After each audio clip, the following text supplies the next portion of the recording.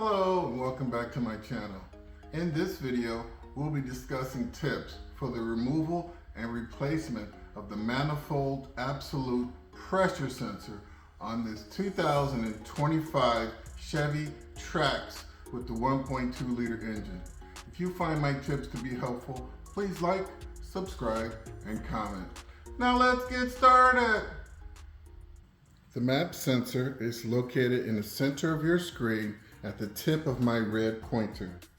Some of the symptoms associated with a faulty sensor include poor fuel economy, rough idle, poor emissions, stalling, engine knocking, check engine light, and trouble codes P1106, P1107, and P1108. So what does this part do? The MAP sensor provides instantaneous manifold pressure information to the engine's control unit. This affects many different portions of the engine, especially the turbo. So you definitely want to make sure you're checking this and maintaining this. Our supply list includes an 8mm socket with a extension and a ratchet. You might also need a new MAP sensor and also some mass airflow sensor cleaner.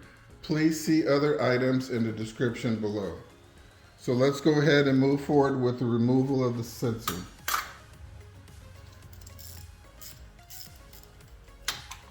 Okay, let's get on this bolt right here.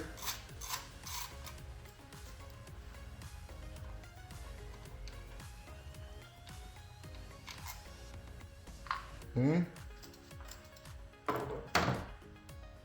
Next, I'm going to very carefully use two hands, pull that sensor out, just like that. You notice there's a little basket on here, you don't want to break it. Then I'm going to unlock the electrical connector by sliding this white tab back. It was already in the unlock position. Squeeze, push towards the sensor, and then pull away, just like that. And there you have it. That is your MAP sensor. So let's just go ahead and inspect it from top to bottom. You got your 4 electrical pins right there. There's no cracking here. There's no gasket. There is an O-ring.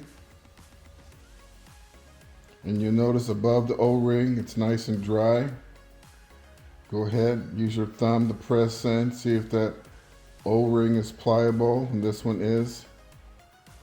You see there's a very light coat of oil on the basket, and that's exactly how it should be.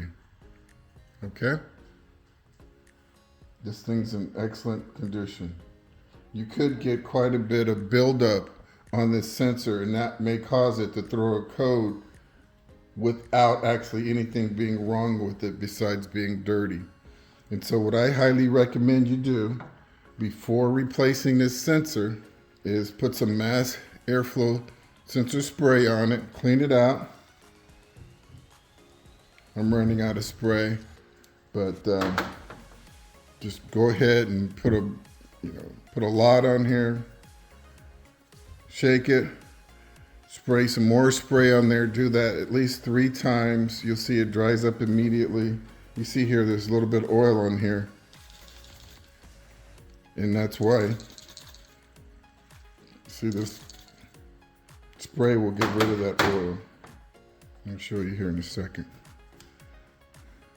See that? See how it removed a lot of that oil? So that's why you want to clean it like 3 times. And I'm going to warn you, do not stick your little red straw in there. Do not stick pipe cleaners, anything in there. Do not touch that little blue sensor, okay? And so make sure you get a good amount of spray all the way down into the sensor, okay?